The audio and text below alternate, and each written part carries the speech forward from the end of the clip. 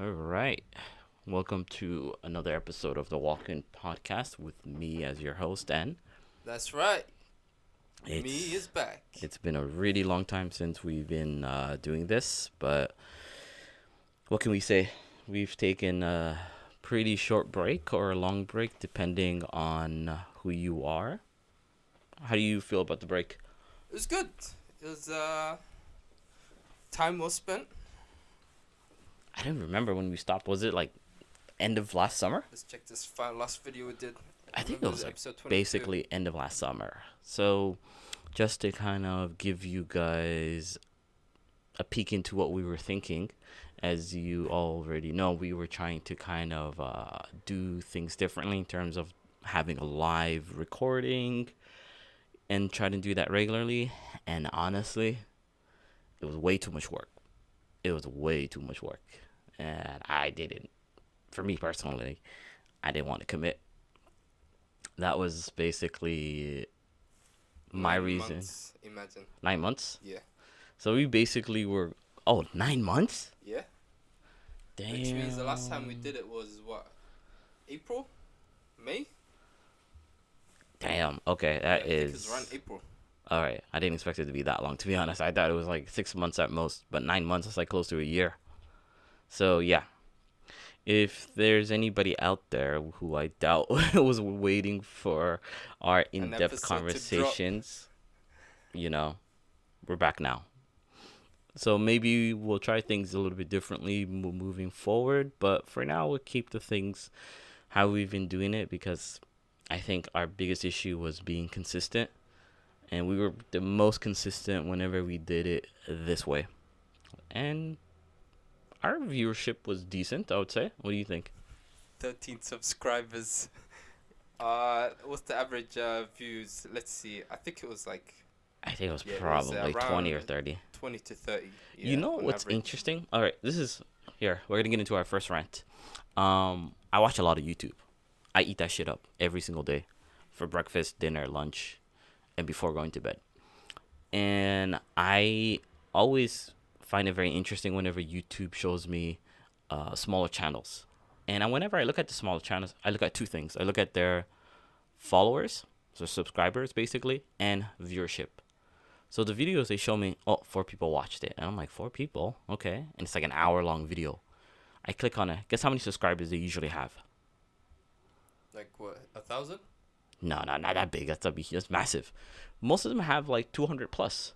And they barely They've get only any got views. 4 views. They barely get any views. And if you do have 1,000, I think on average, your videos are probably going to have around like 200 and something. Usually, the way I see, I usually see like people who have 100K plus, and they usually get at least 20K views in the first week.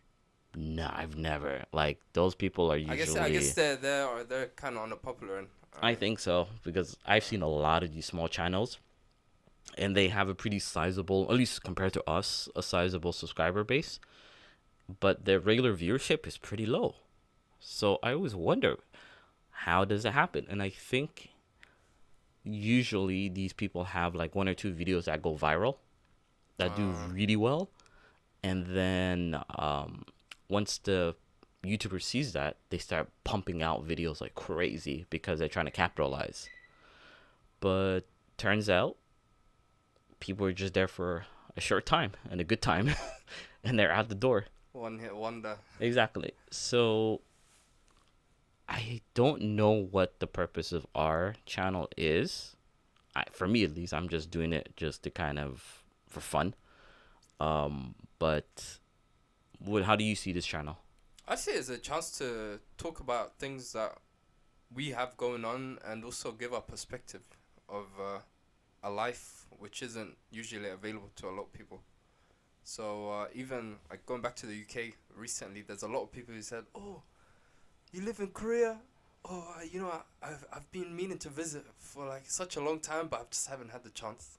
So it does have that kind of, I would say, insight to something that most other people wouldn't be able to get on an everyday kind That's of true.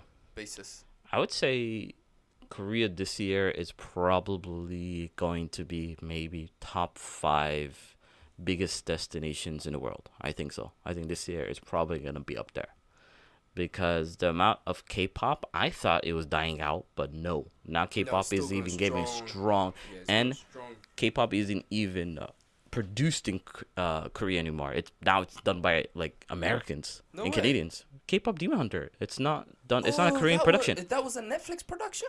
Yeah, it was like some Canadian Korean lady was a director, and everybody else are basically Americans or Canadians. Okay, so I thought because it was like Netflix's main thing, I thought No, Korean Netflix was pushing it out. no, it's American Netflix. No way. Yeah, Sony. It's basically Sony. Sony is the one that had the rights for it. Okay, that's really interesting. Yeah, All this time, Sony I had the assumed rights, and then I think Netflix bought it from them. and the thing is, it's so big in Korea. Like my Yeah. students, everyone will sing the song lyrics for you from the top of their heart. Yeah. Like, they know everything. Like the recent Halloween event we had in school. Yeah. Most of the elementary students were dressed as some character from that show.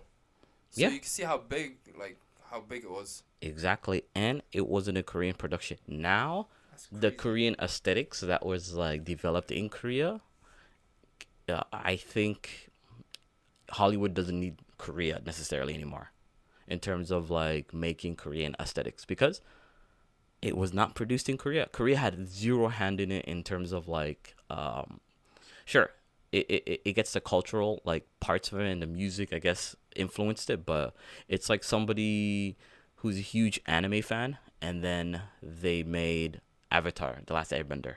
It's like that. The fact you bring this up, I kept making like Avatar Legend of Aang kept popping in my mind whenever even that. Yep. You know what the difference is? Avatar, the animation was made in Korea.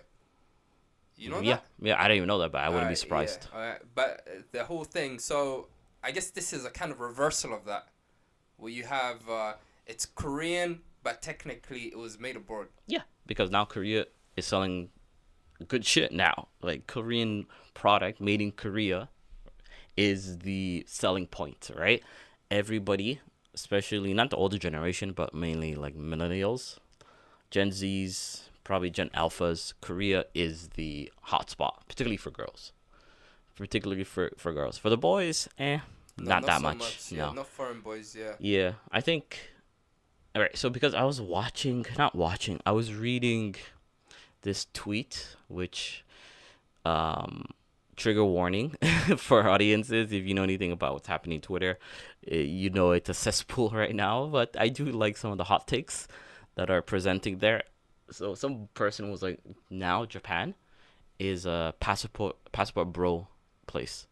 It is. It's basically a passport bro. So you know they why? moved from South America to Japan now. Well, South America wasn't really. What are you talking about? It was the it, go-to. it wasn't for Asia. Let's to keep for Asia. Asian countries for passport bros were Philippines, Thailand. Wait. You're talking about people who are from Asia. They go to destinations Japan. We're not talking about like American. You know what a or- passport I know bro is, what a right? passport bro is. Yeah. But we're talking about Southeast Asian guys who are traveling. No, we're talking about We're talking about passport. worldly bros. Who- Like who? we're not limiting to Southeast Asian men. Who? Okay. In my mind, I was thinking about American men usually visiting the Caribbeans or going to South America. Yeah, but they also mainly go to the Philippines, also, and the Thailand a lot. They do okay. Yeah. Thailand, yeah, but I didn't know about like Philippines and stuff. It's huge, and so I don't know if you know this. You know the whole situation with ICE, right? Like ICE is popping off in America, so a lot of the ICE dudes are usually kind of bums. A lot of them are like couldn't get a job in any other like places. So the Trump administration is like willing to hire them. Guess what? Majority or not a majority, a large percentage of those guys' wives are Filipinos because irony. they go to the Philippines Irony. and what is it? What do you call it? Bride. What do you call it? When the guys kind of A mail order bride. yeah, basically. An So agency set you up. well, not agency. They probably just go there and they kind of just flaunt their Hop wealth. on that, okay, And hop on obviously, that online, there's plenty. dating app. So it's a passport bro. Like the Philippines and Thailand are usually known for that. Japan is becoming like that now. How so though? Two things. What's the thing about Japan nowadays that everybody's like, especially if you're making Western money? What is it? It's cheaper now. Exactly. Yeah, the currency is taking a hit. Their currency is dog shit and it ain't Yeah. going up anytime soon. Yeah. And what was the thing about being a passport bro in those countries? Your money goes a long way. Right. Exactly. So, the money goes a long way. And also another thing is the quality of jobs in Japan isn't really getting better for a lot of people. So even if you're like a regular Japanese worker, you finding a quality job is going to be very difficult. All right. And then you have some Western guy coming in and he's just buying shit up like left and right. You know, it's enticing. All right. Now, Japan isn't like locked in the sense that if you have a lot of money, you can go. Now, any regular person can go, more or less. Especially if you're in Canada, America, whatever, or the UK, if you're making like a decent amount of money. So now you can kind of go there and flaunt your wealth like you're a baller, like you were not to the extent as like Thailand and what do you call it, the Philippines, but it's getting there. I think next, I don't know, 5 years, it's gonna be pretty clear. Signs are gonna start showing up. Yeah, and so when this was happening, the person who was tweeting this was like, "Why isn't Korea like that?" Because it's not necessarily Korea is like wealthier than Japan, but Korea doesn't really have that passport bro kind of destination. It's not in their bucket list, and that got me thinking. I was like, "Why is that?" Because they're both very similar. They both have very strong pop culture appeal. Obviously, they're both Asian countries. Um, yeah. What do you think? They're not gatekeeping the girls or something, is it? What do you mean? I know Korean guys are very defensive, and also the gate or to even get into the Korean dating market, it's pretty tough. I would say the same thing As as a in foreigner. Japan as well. Korea doesn't really, at least their mass culture or mass media or whatever you call it, doesn't really promote to guys as much compared to girls. Right? Like, if you're a guy, what is a Korea's appeal to you in terms of like Oh, you've really hit culture? on a point. Yeah. What is it? You don't care about BTS. You don't care about 17. You don't care about what are the other ones like Blackpink and like New Jeans and all this other stuff. You don't give a damn. You don't care about K-pop Demon Hunter. You don't care about that shit. But what does Japan do? Anime. Oh, yeah. Now Anime. you got the And what is the face of anime? Shonen. What is shonen? Basically your Dragon Ball, Jujutsu Kaisen, Naruto. It's all bullshit. And on top of that, video games. Right? It's all video games. And then along with their mass media, Japan does a lot of they what do you call when it comes to their women in those medias, they kind of make them very submissive in their they media. give him the really feminine traits that Yeah. all guys like. Exactly. So I always say this to everyone.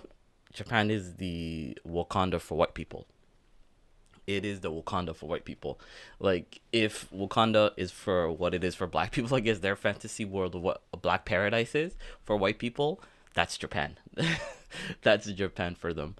So I think that's why Korea will never necessarily be a passport bro location, because there isn't anything keeping the boys around in terms of like, it doesn't have like nice beaches like they do in Thailand, Vietnam.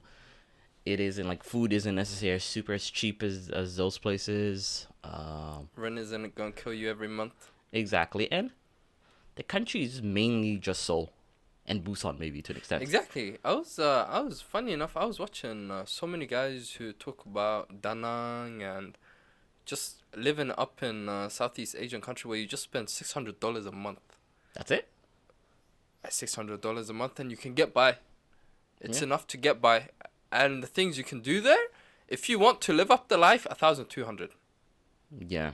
and you have access to like what do you call it, high-rise apartments. Like you get like a small studio, whatever, but it's still nice because you got the views and things. And you're living in a downtown area, so you've got access to all the amenities. You know, you've got your beach, you've got your shopping center, you've got your dating app on hand where everyone's like, yeah, okay, I'm ready tonight. Yeah, and they could probably find somebody pretty easy Like that same day. immediately. Yeah, Literally, everyone's hitting. yeah. And so I think and I don't think Japan is like that. So when somebody said Japan is like a passport bro country, my instinct was like, I can see a lot of passport bros going there, but I don't know if they're gonna be successful. I know. That's the thing. I don't think they're gonna No, be there was successful. one. So when they are successful, it's usually not the right kind of way. So there was a guy I was watching way back, I think it was 7 months ago, who talked about going around in Japan and basically just sleeping around and whatnot. And when it came to it, he contracted a bunch of things. Like he got a bunch of Oh, things. is that Black American kid? Yeah. But that guy is like pretty messed up though. Like I don't know where he is now, but his goal in life was to sleep around with as many women as possible, and he obviously was very because he went to the Philippines as well.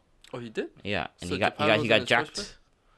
I think he got robbed in the Philippines. Basically, they I forgot what's the word where basically the girl sets you up. Oh. There's a word that they use in Uh. America. I forgot what it's called. Yeah, I forgot as well. They set him up and she basically jacked all his shit.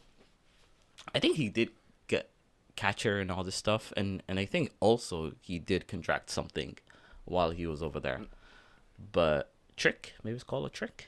But anyway, no, that guy is just vile, and part of me wants to believe he's mainly doing it for the views because, like I said, on the internet nowadays, the most vile and disgusting you are, the more extreme you are, the more likes, the more eyeballs you get because being regular isn't gonna get you views, unfortunately. The even in the, like, what do you call it, the Honey streaming, trap.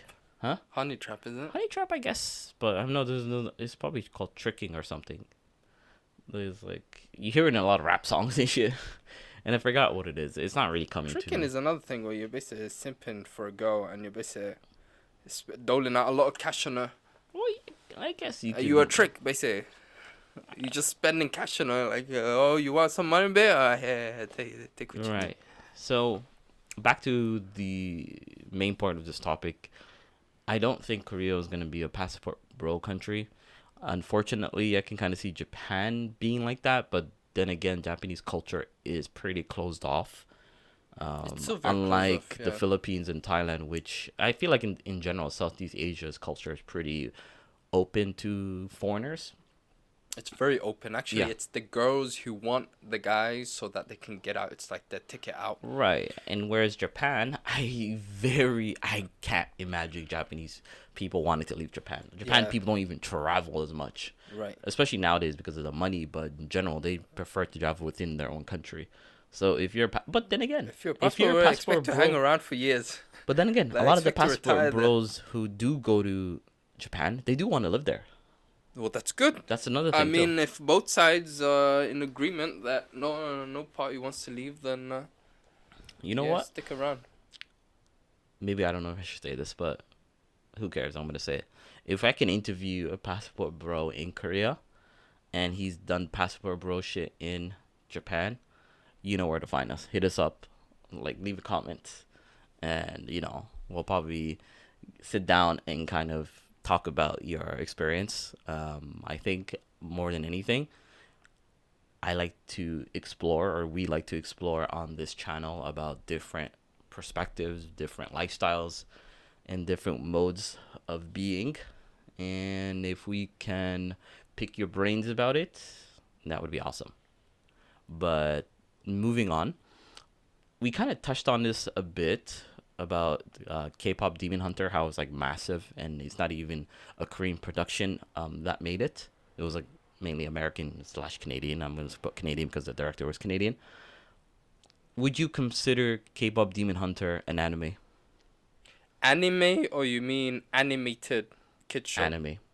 It's not an anime. All right, break it It's down an for me. animated show. Why isn't it an anime? An anime isn't CGI, in my opinion. Well, there's been what do you call it? There's the studio. I guess you can call it the spiritual successor of Studio Ghibli. I think it's called Studio Pontiac or Pontiac or something. Pontiac is the name of a car. What am I talking about? But something with the P-O. And a lot of their staff is from Studio Ghibli. All right, but Studio Ghibli is more or less a dead studio, and they made a 3D animation. But nobody, would you call that anime? You know, honestly, I would call it something closer to a kid show, because to me it's made the same. I don't want to insult anyone who watches the show, but it kind of reminds me of what's that Korean kid show? Which one? The Pokoi, no, not Pokoi. That's a UK Poporo? thing. Poporo kind of. It's closer to Poporo, if I'm being honest. I think it's called Poporo. Yeah, it's closer to Tayo and all them kids cartoons and whatnot with the 3D stuff. If it's anime, I would say even sometimes in some cases Pokemon doesn't register in my mind as being anime. So when it comes to Oh, you Demon wouldn't even Hunters, consider Pokemon? some days I don't. Like for a majority of the time I don't. And so it kind of blurs the line with how you present the thing, with what kind of visual presentation, like what kind of animated style it has as well. But Pokemon, for one, although it's an anime style, the way we've been shown it was like a Saturday morning cartoon, which is different from Dragon Ball Z was 100% anime. I don't know, even though they look the same, they don't. But now you have Demon Hunters, which is a whole new chapter in CGI kind of world of what's regarded as popular. I couldn't put it in the anime box per se, and the fact is not Japanese. What is? It's not Japanese. So for you, something to be It needs considered to be. anime, it needs to come from Japan. It needs to come from Japan. It needs to have subs in Japan, Okay. Japanese, and I don't care what you do after, whether you dub it or whatnot. But the original take needs to. Even what's that? The solo leveling. Yeah. Was it made by Japan? It's Japan, but Korean. And that story. didn't really hit it with me as well, because But when that you take show a was Korean, massive though. I Outside of know, Japan, but I it wouldn't was not very even big. that. I wouldn't say it's anime.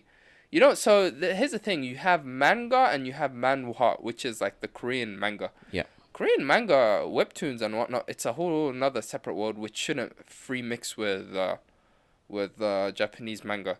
And I draw the line there as well with the animated versions, where now you have Korean schools and Korean roads and cities and whatnot being put into anime kind of style. It just doesn't hit the same. So anything Korean, I think, should honestly take a whole category of its own. But the thing is, like, also the Korean animation environment is pretty weak. It is. It's barely there. I want to say they do make their random shows here and there, but mostly in Korea it's mainly geared towards kids, and they do pretty good at that. yeah, it's fine. Stuff. Right. But when it comes to like adults, I remember like during the summer or towards the end of the summer, they had like a Korean anime. When all the anime stuff were coming out, like all the movies like Demon Slayer, Chainsaw Man, and there was like another bunch of one, and then you have a random Korean one that was getting a lot of like trailers. I used to see it on the subway, in movie theaters or play it, and I was like, is this Japanese one? But then I felt like the animation was a bit stiff, and I was like, this is probably Korean, but it looks exactly like an anime, exactly like it. But so if you're a manhwa and you want your shit to pop off, you're probably gonna take it to Japan and have it animated there. Yeah, but then again, is that anime? Because the story doesn't, even though it's produced in Japan, but it's not. The story is in Japanese, but it's heavily inspired. Because I remember you used to talk about Demon Slayer all the time, and I was like, a lot of their story beats come from a lot of like famous shonen shows like Hunter x Hunter and stuff, and Sword Art Online. And yeah, but you show it to an average Westerner. You think they can tell the difference between that? Like, how would they know it's Korean? The name? K-pop. No, like Solo Leveling. Like if Solo leveling. yeah, how would Solo they know? leveling is How would they know it's Korean? is not easy to tell. Yeah, But they don't know it's for Korean. me, I could tell like day and night. But I don't know how others felt. But I guess they were really enthused with the whole It's hype. quality Yeah. and the whole, the actions that went down and whatnot. But end of the day, I've read it. I've read both the book and also the manhwa. So I could tell straight up what's Korean and what's Japanese, and yeah, I don't think I could ever see that show as being anything Japanese. As much as you put the voices and whatnot, end of the day, it's Korean. I mean, And I think Koreans need to be proud of that. The fact that they have their own thing going and really try to push that out. but then again, you forget everything about that was Japan, basically, in terms of even the voice And acting. that's the problem. Why are you gonna have to have Japan take over your thing for you? Basically, Because handle business for you. the internal market doesn't have that power, And there that's isn't. why right now Korea is really slipping up. And we were talking Yeah. about Netflix earlier, how it's gained market like dominance. Yeah. And shows like TV channels like KBS, SBS, and all those other show producers and whatnot have taken a backseat now because Netflix is a major hit worldwide, and Yeah. So that's what I'm like things thinking. are evolving. Like, you're gonna Korea have to needs to adapt. do something, or what's gonna happen is people are just gonna take that Korean aesthetic, especially when it comes to like animation and maybe music and stuff, without any Koreans behind it, basically. All right.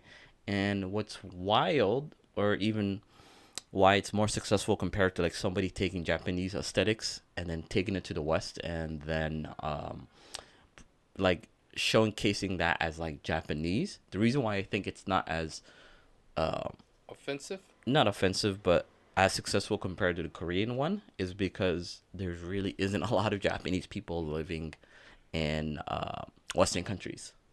There isn't that many. Whereas there's a fuck ton of Koreans, there's a fuck ton of Korean Americans, there's a lot of Canadians, Australians, and so forth. So they have that bridge. They can actually have that do it in a pretty like legit way.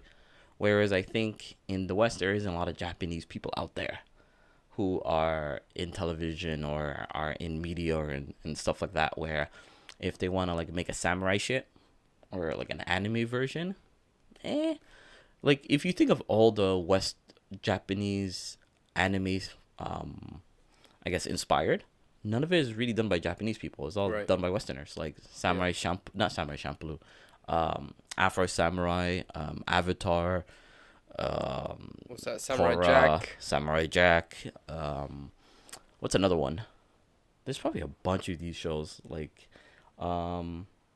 there's one on Netflix. I forget. I'm blanking on its name. Castlevania. Castlevania? Yeah, there's a Castlevania Castlevania is set Netflix in one. Europe. Yeah. East Europe. But you know what? Castlevania is a Japanese video game yeah, series. right. So It's kind of they like made Mario, basically. Who everyone thinks they're like. another perfect example. Mario. Mario is basically a Japanese media, but instead of having Japan produce a Mario movie, Hollywood is doing it. Exactly. So they can do that with video games. I think a little more easier. But animes, I don't see that. But with that being said, you guys in the comments can let us know, is K-pop Demon Hunter an anime or not? And do you guys see Korea still pushing away and being the main Bros. factor of bringing Korean culture and K-pop identity to the world, or is America basically gonna take it? Passport Bros. And if you're a passport bro, you know where to find us. Passport Bros. Until then, keep on walking.